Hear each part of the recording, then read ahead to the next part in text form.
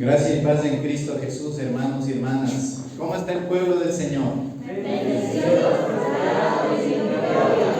Aleluya, tenemos que estar siempre alegres en la casa del Señor porque nuestro Dios nos invita, nuestro Padre que es bueno, misericordioso, siempre está pendiente de toda necesidad y es el que nos trae a la casa del Señor.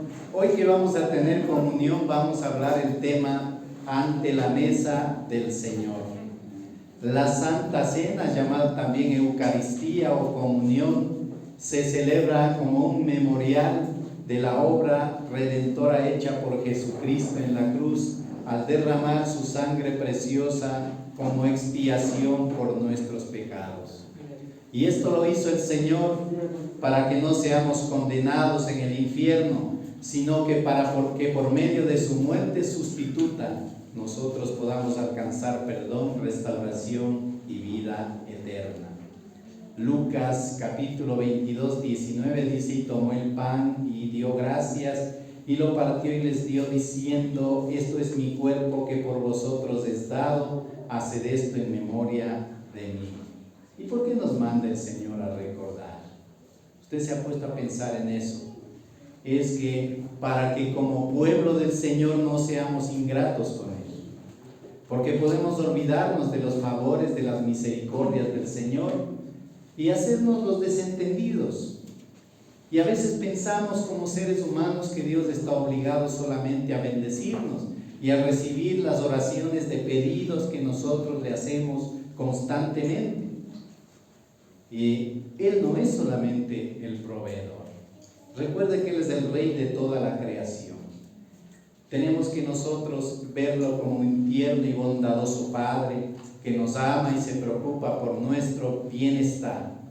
Porque si queremos bendición, debemos obedecerle y amarle. Amén. Amén. La palabra del Señor leo en el nombre del Padre, del Hijo y del Espíritu Santo. Busque 1 Corintios 11 del 23 al 26. Y la palabra nos dice: porque yo recibí del Señor lo que también os he enseñado, que el Señor Jesús, la noche que fue entregado, tomó pan y habiendo dado gracias lo partió y dijo: tomad, comed, esto es mi cuerpo que por vosotros es partido, haced esto en memoria de mí. Asimismo tomó también la copa después de haber cenado, diciendo: esta copa es el nuevo pacto en mi sangre. Haced esto todas las veces que la bebiereis en memoria de mí. Así pues, todas las veces que comiereis este pan y bebiereis esta copa, la muerte del Señor anunciáis hasta que Él venga. Oremos. Padre, gracias por tu palabra. Gracias, Señor Dios, porque tu palabra es viva, porque la palabra de Dios es inspiración de Dios.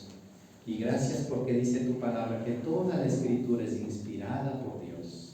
Bendito Señor, que tu palabra siempre nos guíe hacia toda verdad y que tu palabra nos instruya, nos enseñe. Que tu palabra, Padre bendito, siempre nos haga entender lo que estamos haciendo bien, lo que estamos haciendo mal. Que tu palabra siempre nos haga caer en cuenta de la necesidad que tenemos de buscarte cada día y de buscar a luz de tu rostro. Padre bendito, Rey de la eternidad, te pedimos que bendigas esta palabra y bendigas a todo hombre, mujer, niño, niña que están aquí presentes. Bendito Señor, que los bendigas y que los guardes y que siempre tu gracia sea derramada en cada uno y cada una. Te damos infinitas gracias, Señor Dios, por tu misericordia y pedimos siempre, Señor, que nunca desampares la obra de tus manos. Gracias, misericordioso Rey. Honramos y glorificamos tu nombre en el nombre de Jesucristo, Rey, Señor y Salvador. Amén. Amén. Al comienzo de los tiempos, nuestros primeros padres, ustedes saben, como buenos lectores de la Biblia, ellos ofrecían al Señor en el altar el sacrificio de animales, derramando su sangre y quemando su carne, y eso daba un perdón temporal a los pecados de las personas. Y era necesario que vez tras vez se vaya repitiendo cada vez que la persona había ofendido al Señor.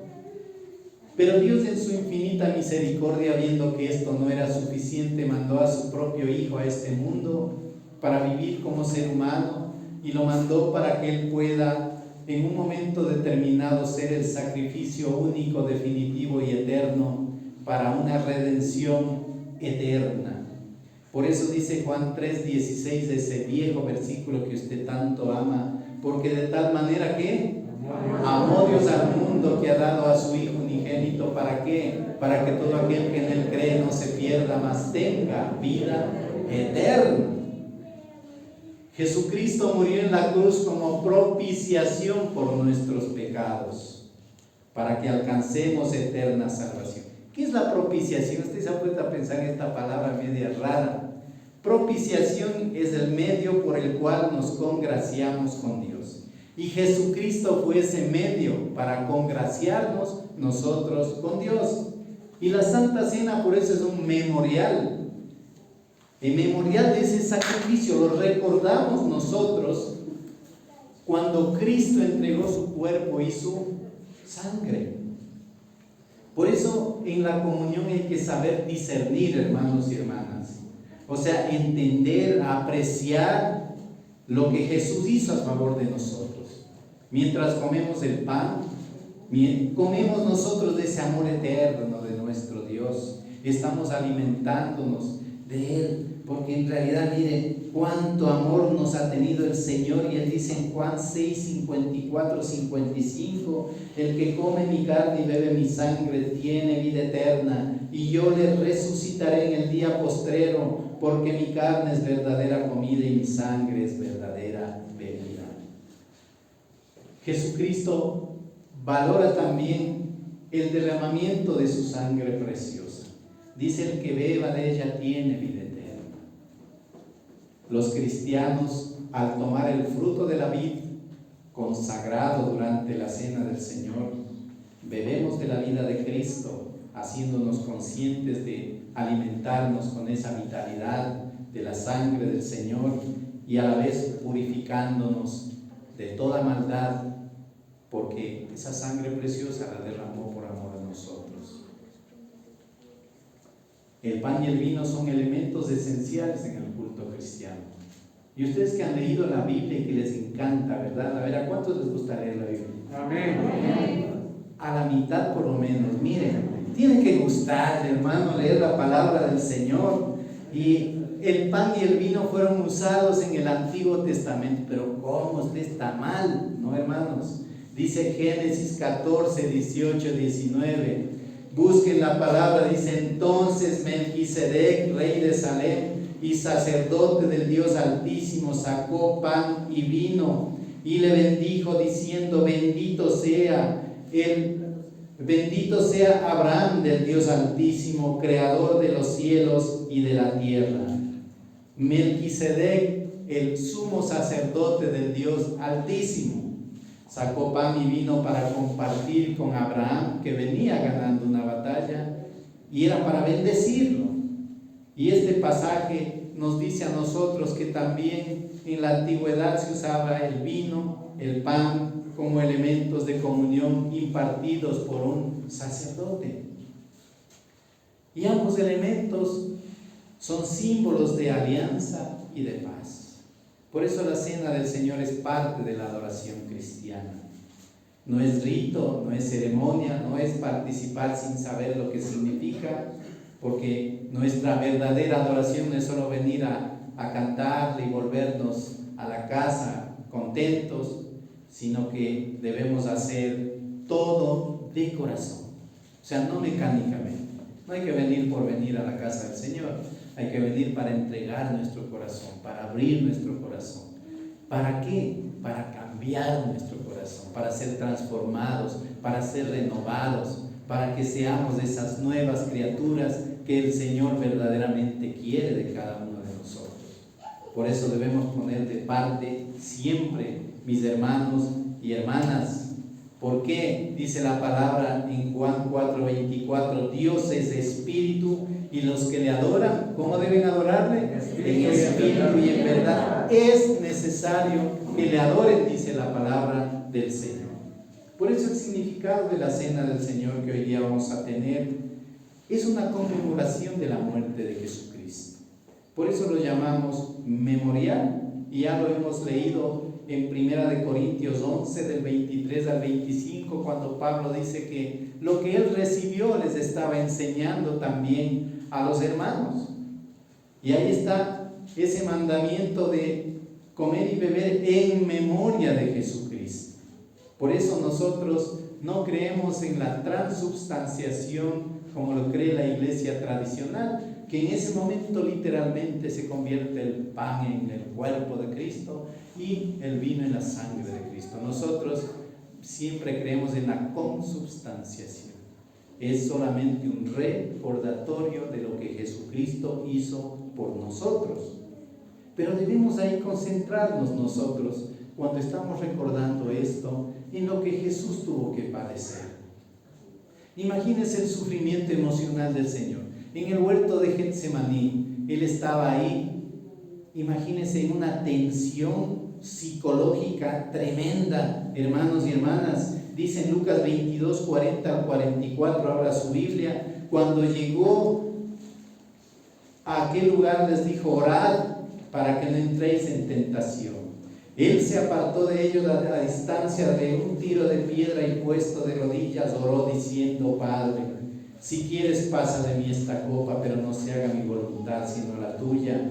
Y se le apareció un ángel del cielo para fortalecerle, y estando en agonía oraba más intensamente, y era su sudor como grandes gotas de sangre que caían a la tierra. Esa agonía emocional. La cruz no era tan fácil. La cruz era solo para gente mala, para delincuentes, para enemigos del gobierno, para criminales. Imagínense lo que tuvo que pasar el Señor. Pensar en esa cruz, yo creo que le atormentaba al Señor, porque eso era una vergüenza, mis hermanos y hermanas. Y además yo creo que él estaba también sufriendo porque sabía que uno de los que estaban con él le iba a entregar. Otro que estaba con él, Pedro, le iba a negar. Imagínense, uno le iba a vender, el otro le iba a negar. Qué tremendo, mis hermanos. Después del sufrimiento físico, desde el momento que fue arrestado, ya fue azotado, lastimado, pegado, golpeado. Imagínense, cuando ya fue llevado a las autoridades, ordenaron que le azoten. ¿Y qué pasaba? Ese azote era tremendo. Muchos de aquellos condenados morían solamente en el tiempo del azote, porque ahí utilizaban el flagrum, que era un látigo con correas de cuero provistas en la punta y amarrados pedazos de metal o pedazos de hueso. Y cuando le golpeaban, a veces iba sacando pedazos, hermanos. Era tremendo. Era tremendo. Eso destrozó la espalda, el dorso del Señor. Y peor aún en el Vía Crucis, cuando se iba cayendo y golpeando y se quedaban pedazos de su carne en las piedras. Y al llegar al lugar de la crucifixión, hermanos y hermanas, imagínense el dolor que tuvo cuando le estiraron sus brazos, y como no alcanzaba, tuvieron que desgonzarle sus brazos y después sentir el dolor del clavo en sus manos, el dolor del clavo en sus pies. Cuando usted le pica una espina, hermano, está desesperando y buscando una aguja para sacarse la espina, pero en Jesús eran clavos grandes como de 4 pulgadas o más. Piensen eso, hermano, hermana. Todo lo que el Señor hizo por usted porque le ama. Y después del sufrimiento espiritual, Jesús separado del Padre, separado del Espíritu Santo por causa de nuestros pecados, y en la cruz fue abandonado por Dios. Pero dirán, ¿pero cómo le abandonó Dios? Él estaba cargando en ese momento los pecados de la humanidad, hermanos. Imagínense, si dice la palabra que todo aquel que está colgado en una cruz es maldito. Jesús estaba haciendo maldición por nosotros. Él estaba ahí sufriendo de una manera terrible, hermanos y hermanas. Y por eso el Señor quiere que nosotros recordemos esto. Si buscamos Marcos 15:34, la palabra del Señor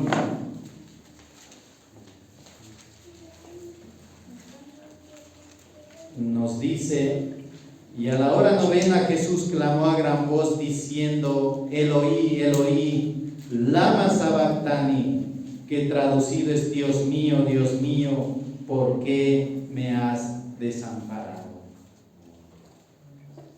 Tremendo, tremendo el sufrimiento espiritual de Jesús, desamparado del cielo, cargando con el pecado de la humanidad para que podamos salvarnos.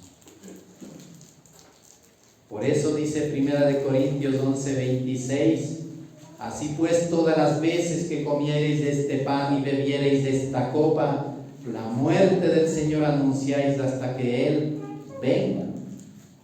Por eso la cena del Señor es prueba de nuestra fidelidad. 1 Corintios 11:27 al 30, busque ahí en su Biblia. 1 Corintios 11:27 al 30. De manera que cualquiera que comiere este pan o bebiere de esta copa del Señor indignamente, será culpado del cuerpo y de la sangre del Señor. Por tanto, pruébese cada uno a sí mismo y coma así del pan y beba de la copa, porque el que come y bebe indignamente sin discernir el cuerpo del Señor, juicio come y bebe para sí, por lo cual hay muchos enfermos y debilitados entre vosotros, y muchos duermen. Debemos hacer un examen de conciencia en nuestra vida, ver cómo estamos viviendo, porque la Cena del Señor es una oportunidad para recordar la redención que hemos recibido nosotros. Y en realidad, piense usted que de una vida vana de pecado el Señor nos ha salvado, quitó toda condenación de delante de nosotros para que no vayamos a parar en el infierno, pero Él quiere que vivamos una vida santa. Por eso dice Pedro en 1 Pedro 1:15 al 19: sino que como aquel que os llamó es santo, sed también vosotros santos en toda vuestra manera de vivir, porque escrito está: sed santos porque yo soy santo. Y si invocáis por Padre a aquel que sin acepción de personas juzga según la obra de cada uno, conducíos en temor todo el tiempo de vuestra peregrinación, sabiendo que fuisteis rescatados de vuestra vana manera de vivir, la cual recibisteis de vuestros padres, no con cosas corruptibles como oro o plata, sino con la sangre preciosa de Cristo, como de un cordero sin mancha y sin contaminación. Por eso es necesario recordar que siempre hay que arrepentirnos. Por eso en el comienzo del culto, cuando es el tiempo de la confesión de pecados, dirán muchos: pero ¿cómo se les ocurre poner eso de confesar los pecados? Es muy importante. Por eso decimos: el que pueda, póngase de rodillas y confiese sus pecados al Señor. No avisándole a todo el mundo, sino personalmente, íntimamente, confesar sus pecados al Señor para que Él pueda perdonar. Hermanos y hermanas, es necesario pensar en nuestro corazón: ¿estoy cumpliendo con fidelidad el compromiso que tengo con Cristo? ¿Estoy siendo fiel al Señor y a sus mandamientos? ¿Soy un verdadero amigo de Jesucristo? Porque el Señor dice: vosotros sois mis amigos si hacéis lo que yo os mando. ¿Estoy siguiendo sus pisadas de obediencia? Usted debería pensar en todo eso, hermano. ¿Estoy en paz con mi familia, con mis hermanos carnales, con mis hermanos de la fe? ¿O estoy viviendo en peleas, en resentimientos, en envidias, con pecados ocultos que lastiman al Señor? Si está en pecados, odios, rencores y no se ha reconciliado, no ha pedido perdón, examínese primero. Si está bautizado, examínese primero. Si no está bautizado y quiere participar, bien puede. Nuestra iglesia abre los brazos a todos. no hace acepción de personas. No somos legalistas, fundamentalistas. No. La mesa del Señor está abierta para todos, pero hay que examinarse cómo está el corazón. Por eso, si en medio del proceso de la comunión usted quiere confesarle algo al Señor y participar, vamos a tener un momento para eso. Por eso, hermanos, la cena del Señor es muestra de la comunión que tenemos con el Señor, porque le hemos dicho no a la idolatría y sí al Señor Jesús. Porque ya no adoramos imágenes, ya no adoramos dioses hechos de madera, piedra o de yeso. Porque en realidad mucha gente comulga con todos los santos, comulga con todas las vírgenes. Pero imagínense con qué corazón lo hacen. No comulgan con Dios, sino con las imágenes. Y eso no le gusta a nuestro Dios. Por eso, hermanos, hermanas, hay que dejar a un lado todo lo que produce y conduce a pecar. Y hay que buscar siempre la presencia del Señor para nuestra vida.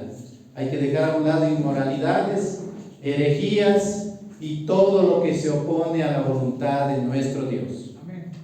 Todo lo que ofende al Señor hay que echar fuera de nuestra vida. Si no, ¿cómo nos llamamos cristianos? ¿Cómo? Y el Señor quiere bendecirnos, pero a veces ponemos obstáculos para que no nos bendiga.